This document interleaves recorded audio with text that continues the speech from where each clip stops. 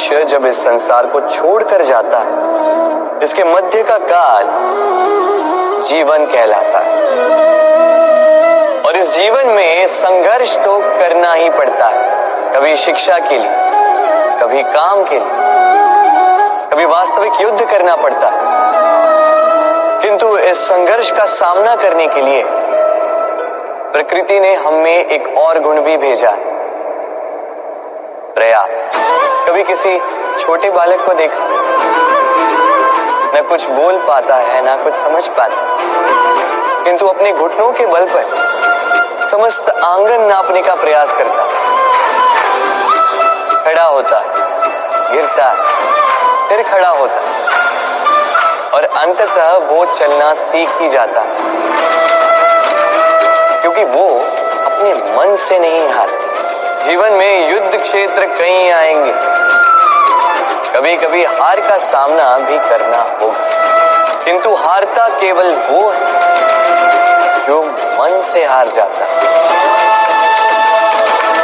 इसीलिए कहते हैं युद्ध रणभूमि से पहले मन भूमि में लड़े जाते हैं। मैदान में हारने वालों को कई अवसर मिलते हैं, किंतु मन से हारने वालों को नहीं। राधे राधे। मन बड़ी ही विचित्र कृति है। ये मन शरीर के किस अंग में बसता है कोई नहीं जानता, किंतु संपूर्ण शरीर इस मन की इच्छा साकार करने के लिए प्रयास करता रहता है। अब यदि मन कुछ खाने का करे तो व्यक्ति उसकी वनों उपवनों की इच्छा साकार करने का माध्यम ढूंढता रहता है। अब यदि मन किसी को शत्रु समझ ले तो व्यक्ति उसे नष्ट करने का हर संभव प्रयास करता है। अब यदि मन किसी से प्रेम करे तो उसकी प्रसन्नता के लिए हर सीमा लांघने के लिए सज्ज रहता है। परंतु जीवन सुखद हो इसके लिए आवश्यक है कि मन खाली हो। इस बांसुरी की भांति भीतर कुछ भी नहीं, न राग है न द्वेष, तब भी तार छेड़ने पर स्वर निकलता है। इसी प्रकार मन को भी भावनाओं से मुक्त रखना आवश्यक है। स्मरण रखिए, मन में कुछ भर के जियोगे तो मन भर के जी नहीं पाओगे। राधे राधे। जब से मनुष्य जाति का अस्तित्व बना है तभी से युद्ध भी अस्तित्व में आया। युद्ध जो कभी धन का द्वंद्व बनकर सामने आता है, तो कभी सुरक्षा का हथियार बनकर, कभी विजय की भूख के लिए, तो कभी पराजय टालने के लिए। किंतु वास्तविकता तो यही है कि यदि आपको आगे बढ़ना है तो बाधाओं से युद्ध तो करना होगा। परंतु युद्ध के लिए सज्ज रहना इतना महत्वपूर्ण नहीं है जितना महत्वपूर्ण है यह समझना कि युद्ध को टाला कब जा सकता है, क्योंकि सबसे सफल युद्ध वही होता है जो कभी लड़ा ही ना जाए। आप युद्ध में विजय प्राप्त करके स्वयं का मान तो बढ़ा लो, किंतु अपना बल खो दोगे। इसलिए जहां तक हो सके युद्ध को टालो, इस शक्ति को संग्रहित रखो, ताकि जब ये युद्ध धर्म बन के सामने आए आप उससे पूरे बल के साथ लड़ सको। राधे राधे।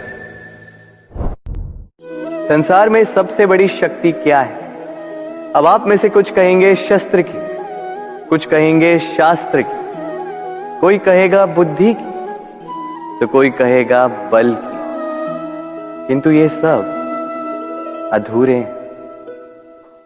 संसार में सबसे बड़ी शक्ति है मित्रता।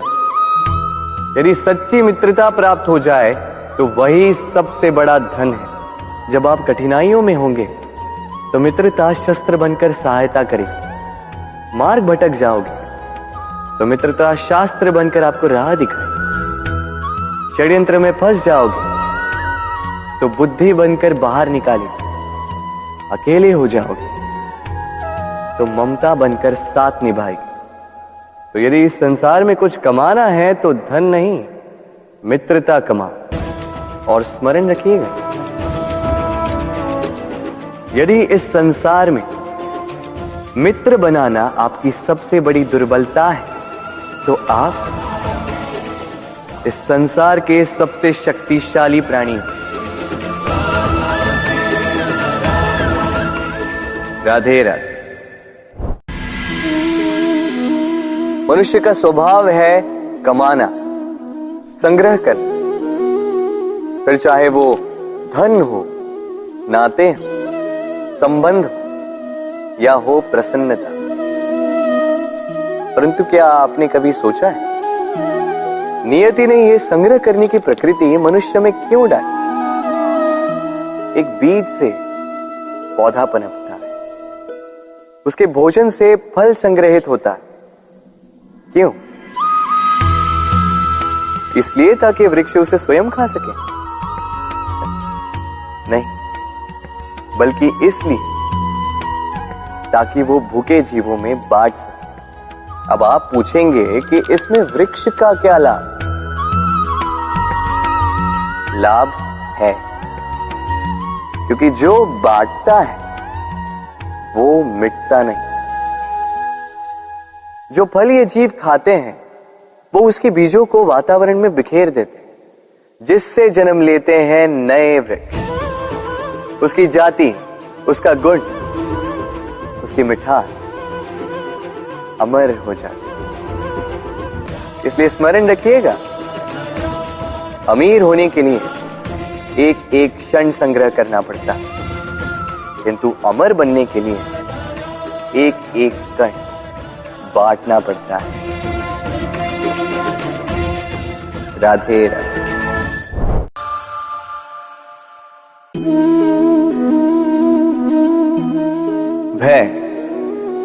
भय सबको होता है, चाहे वो पशु हो, पक्षी हो या मनुष्य। वास्तविकता में मनुष्य भय को अपने साथ लेके ही जन्म लेता है। तो इस भय से, भय कैसा? यदि भय बुरा भाव होता तो क्या इसे हम अपने साथ लेके जन्म लेते हैं? वास्तविकता में भय हमें आगे बढ़ने के लिए प्रेरित करता है। अब देखिए, जीवन जाने का भय आपसे स्वयं की सुरक्षा करवाने का प्रयास करता है। अपमान का भय सदाचार की ओर बढ़ाता है। किसी प्रिय को खो देने का भय उसके लिए कर्तव्य पालन करने को प्रेरित करता है। किंतु ये भय बुरा तब हो जाता है जब आप इसे अपने ऊपर हावी हो जाने देते हैं, इसके लिए कुछ प्रयास नहीं कर पाते। इसलिए यदि इस भय को उपयोग में लाना है, आपको स्वयं इस भय के ऊपर हावी हो जाना होगा। तो तोड़ दीजिए भय की सीमाएं। अपनी आत्मा को छोड़ के किसी और के समक्ष सर मत झुकाइए और स्मरण रखिए, जब अंधकार से डरना छोड़ दोगे तभी दीपक बनकर प्रकाश दे पाओगे। राधे राधे।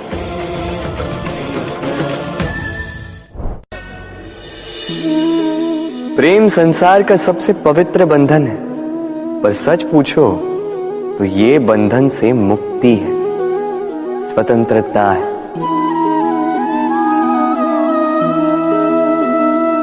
नहीं समझे? समझाता हूं। यदि कोई आपका प्रेम ठुकरा दे, यदि कोई आपका प्रेम समझ ही ना पाए, तो क्या होगा? कुछ उदास हो जाएंगे, कुछ छल करके प्रेम पाना चाहेंगे, तो कुछ बलपूर्वक प्रेम पर अधिकार करना चाहेंगे। किंतु यह आवश्यक नहीं कि जिससे आप प्रेम करते हो उसे भी आपसे प्रेम, क्योंकि प्रेम कोई वस्तु नहीं है, न राज्य है, न धन जिसे आप बल से अपने वश में कर सको।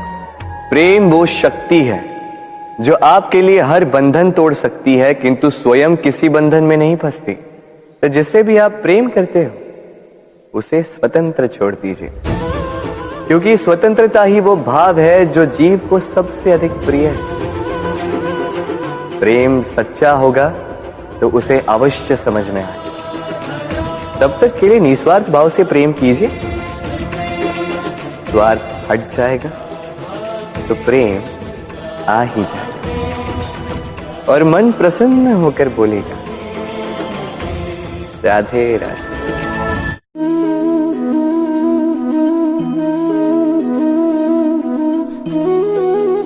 कितना सुंदर प्रतिबिंब है।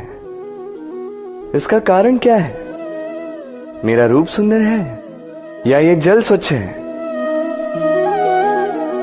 नहीं, ये जल स्थिर है, शांत है।